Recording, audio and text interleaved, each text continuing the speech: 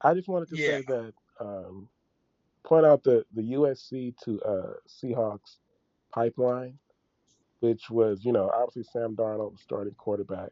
Kenny Nwosu, who had the pick six there at the end. Leonard Williams. They also had Brandon Peely and Valus Jones. They had some guys on the staff from USC. And if you go back and you think about it, you look at it, you go back to, first of all, when they made the Super Bowl that time under Mike Holmgren, they had Lofa Tupu. And then when Pete came, he brought Mike Williams on board. And obviously, when they won, Malcolm Smith was the Super Bowl MVP who went to USC. So the USC to Seattle Seahawks pipeline continues to pay dividends for the Seahawks. You know, but Galvez he don't want to even talk about the game because it did kind of pick up there in the fourth quarter though.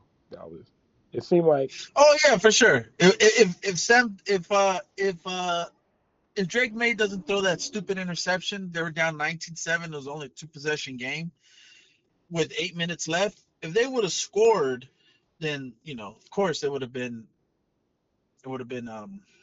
a great game, but or at least a really good game. But um, like I said, definitely one of the more boring games in recent Super Bowl history.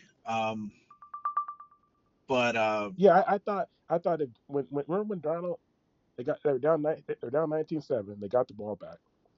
I'm sorry, what's his name? Drake May. He goes on that scrum for that long run. I'm thinking if they score again here, it's going to be 19-14, and Sam Darnold's going to have to make a play, and that's when things get dicey, right? But instead, May throws that interception, and it was pretty much, that was pretty much the end of it, basically. So yeah, but shout out to the Seahawks and shout out to the they call them the US Seahawks.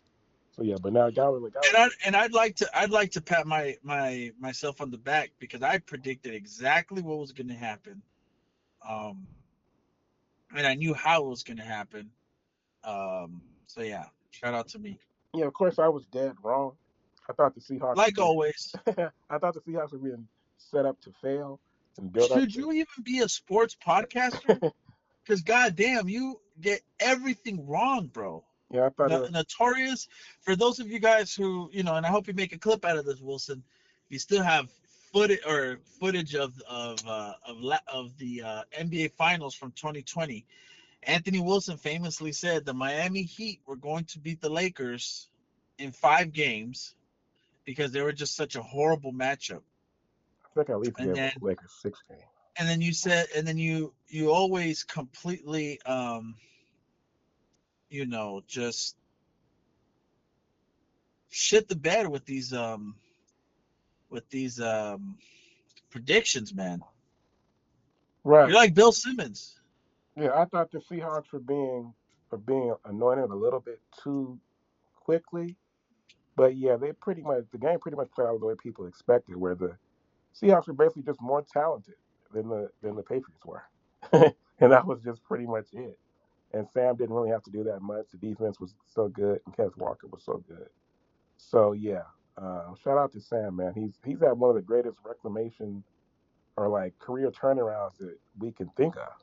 You know, just like this guy At drafted, quarter as far as quarterbacks go, probably the greatest. yeah, drafted by the Jets. That went nowhere, but usually happens with the Jets.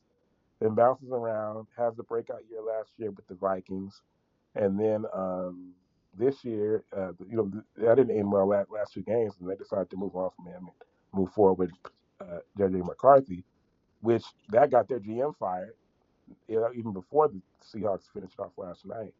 And just Harrison was saying, like, things would have been different for us this year if we'd still had Sam Darnold.